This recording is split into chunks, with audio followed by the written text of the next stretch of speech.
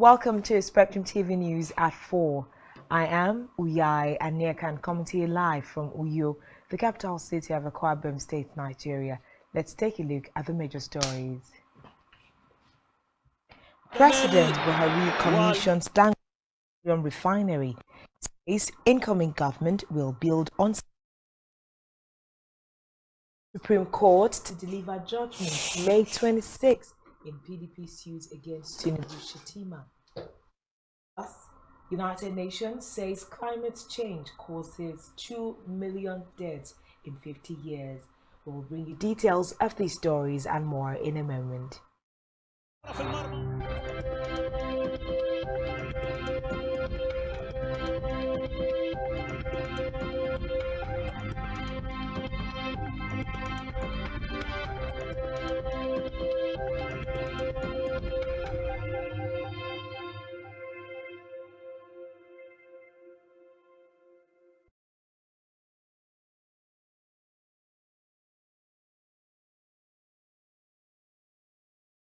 Good afternoon and thanks for joining us.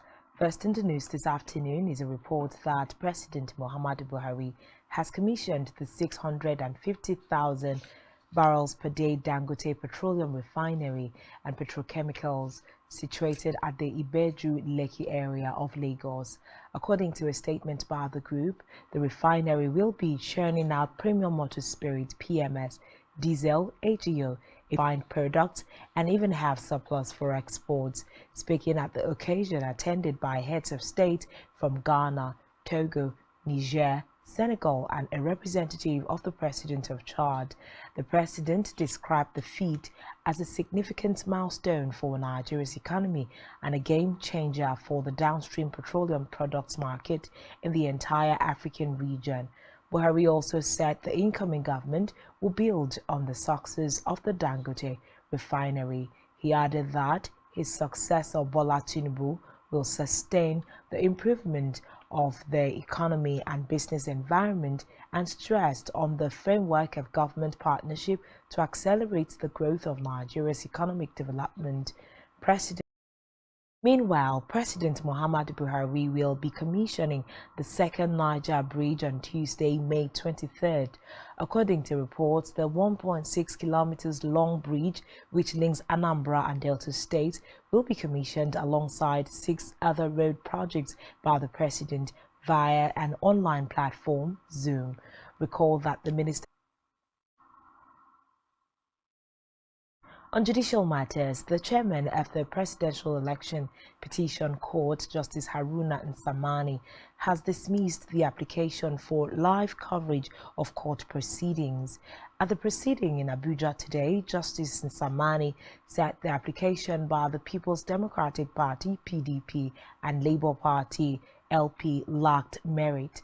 The presidential candidate of the People's Democratic Party, Atiku Abubakar, had filed an application on the 8th of May for an order to allow the live coverage of the daily court. Presidential candidate Peter Obi followed suit with a similar application, asking that proceedings of the tribunal be televised. However, a week later, Tinubu opposed the application for a live broadcast of the proceedings of the election petition, describing it as an abuse of court process. Meanwhile, a federal high court in Abuja has ordered the government of President Muhammadu Buhari to account for the spending of $460 million Chinese loan to fund the failed Abuja closed-circuit television project CCTV. The court also ordered the government to publish the total amount of money paid to Chinese and local companies, contractors, specific details of the names of the companies and the status of the implementation of the project. Justice Emeka Nwite made the orders while delivering judgment in a Freedom of Information suit brought by Socio-Economic Rights and Accountability Project (SERAP). The suit followed the disclosure status of the project. Still on judicial matters, the Supreme Court has adjourned until May 26 to deliver judgment in a case by the People's Democratic Party (PDP) seeking the disqualification of President-elect Bola Ahmed, led by Justice James Abudaga, which held that the party failed to establish its locus standi. In a separate development, the federal government says it is working with the Nigeria Postal Service (NIPOST) to begin home delivery of passports, but noted that it is for those who opt in.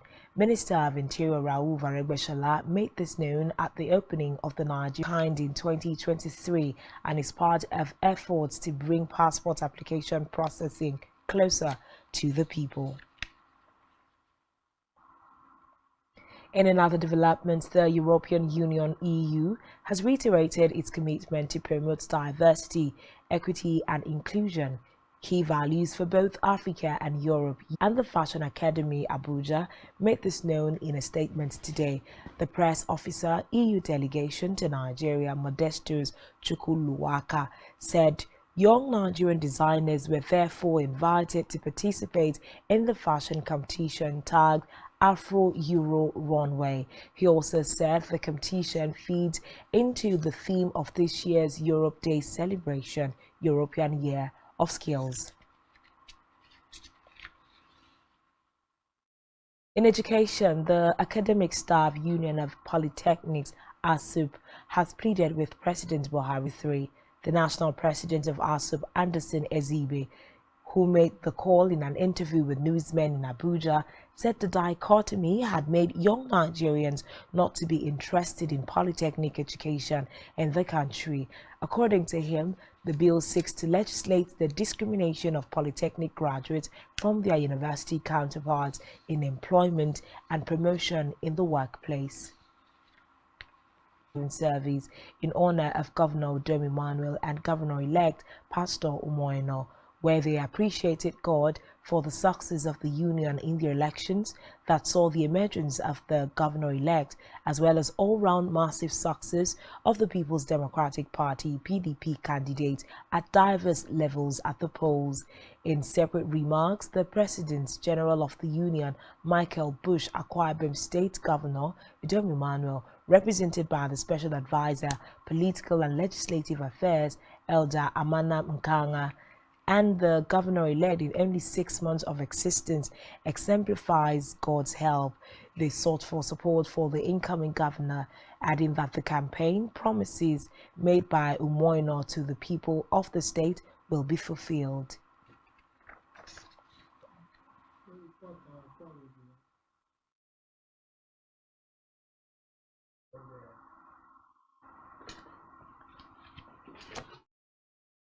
So we came here.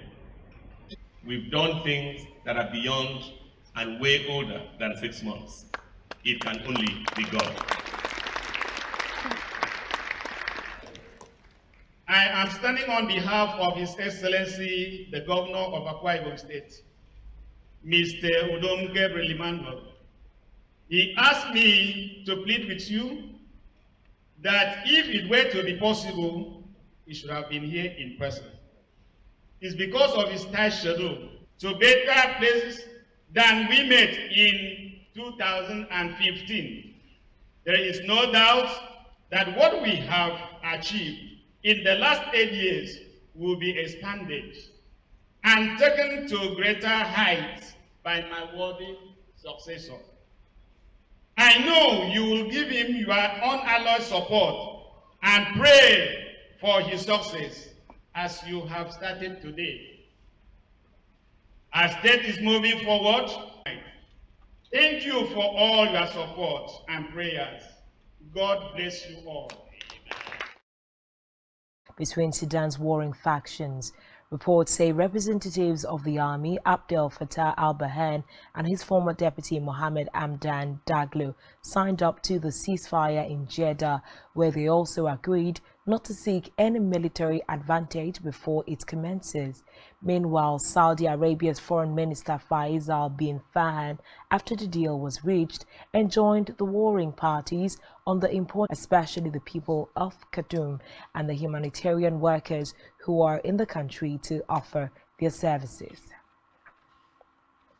Still in Africa, health authorities have said that an outbreak health department in a statement, at least 95 people have since last Monday visited hospitals showing cholera symptoms in an area north of Pretoria, disclosing that laboratory tests confirmed that at least 19 of those cautionary measures and maintained proper hand hygiene, warning residents of the province and surrounding areas not to drink water from their taps as water tankers were being supplied to them.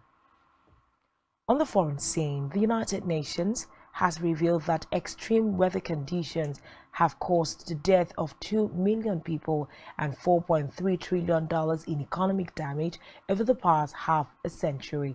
According to the new figures published from the UN's World Meteorological Organization today, 11,778 weather-related disasters have occurred from 1970 to 2021, and that they have surged over that period. Reports say more than 90% of deaths reported worldwide due to these disasters took place in developing countries. Tala said Cyclone Moncha, which wreaked havoc in Myanmar and Bangladesh last week, exemplified this reality. But the Still on the foreign scene, China has said that products made by United States, U.S. memory chip giant Micron Technology are national security risk, noting that the firm's products will be banned from key infrastructure projects, technology crucial to economies around the world. Dominican Republic as corner for historic goal against Nigeria. Do stay with us for details.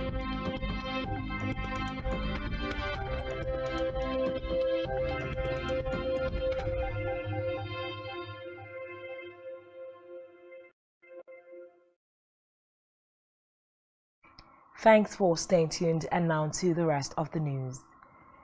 In business, federal government says it is on the brink of getting a one-year extension to access the World Bank's $750 million concessional loan for Nigeria's COVID-19 Action Recovery and Economic Stimulus (NG Cares) on behalf of the 36 states, confirmed the development in Ibadan, Oyo State, during the maiden town hall meeting for stakeholders under the NG Cares program. While speaking at the event, he said 29 states and the FCT had so far earned reimbursement after deducting the initial advance, noting that 7 states earned no reimbursement of the funds.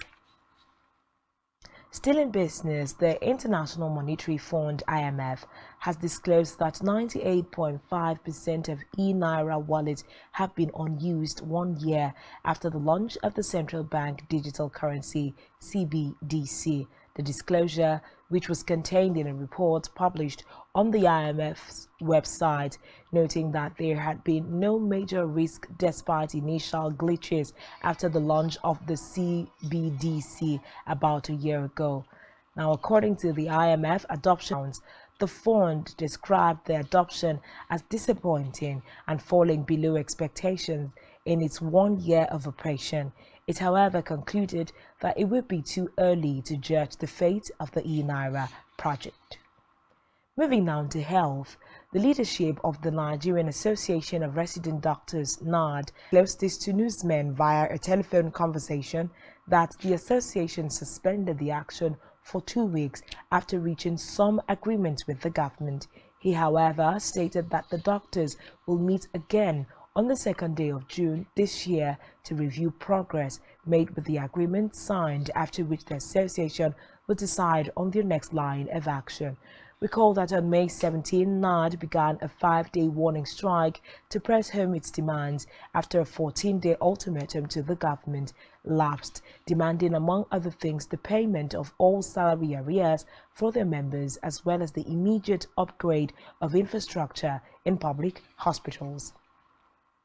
Still in health, the World Health Organization (WHO) and partners say it is set to launch a global network to help protect people from infectious disease threats through the power of pathogen genomics.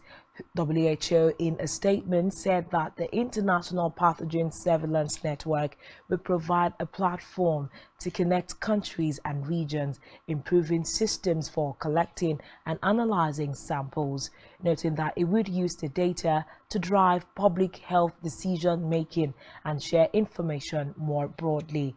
According to the WHO Director General Dr. Tedros Ghebreyesus, the goal of the new network was ambitious analytics as part of its public health system. The WHO boss added that the genomics was also part of the ongoing surveillance of a vast range of diseases from foodborne diseases and influenza to tuberculosis and HIV. We move now to sports, where the World of Football governing body FIFA has commended Dominican Republic midfielder Edison Azcona following his historic goal against the Flying Eagles of Nigeria, 2-1 against the Flying Eagles in their Group D opener on Sunday. Azcona's goal is his country's first ever goal at any FIFA World Cup competition. Reacting to the historic goal, FIFA praised Azcona for the feat, describing it as a huge moment for his country. Meanwhile, they will now take on Brazil in their next game on May 24. Still in sports, Nigeria's Flying Eagles yesterday defeated the Dominican Republic 2-1 in the FIFA Under-20 World Cup opener. Nigeria won the opener at the Estadio Malvinas, Argentina in Mendoza in Argentina. The Flying Eagles will face Italy next in their Group D ties. Dibia, the wife of popular Nigerian singer Innocent Dibia, known as Tubaba, has beseeched Nigerians to stop criticizing her marriage. Annie, in a viral video on social media, made the plea during her recent appearance on the Young, Famous, and African reality show. The mother of two also noted that she no longer knows who her friends are anymore, as many people are praying and hoping for her to post her marital difficulties on social media. Still on entertainment news, street pop sensation Sheyi Vibes is set to return with a new exciting single titled Heart. He drops Grammy-winning international Nigerian superstar Tems and sensational Afrobeat star Ira Star as he reportedly alludes to their beauty. Reports say the single will be his next release after taking a break from the scene due to the loss of his mother in March 2023.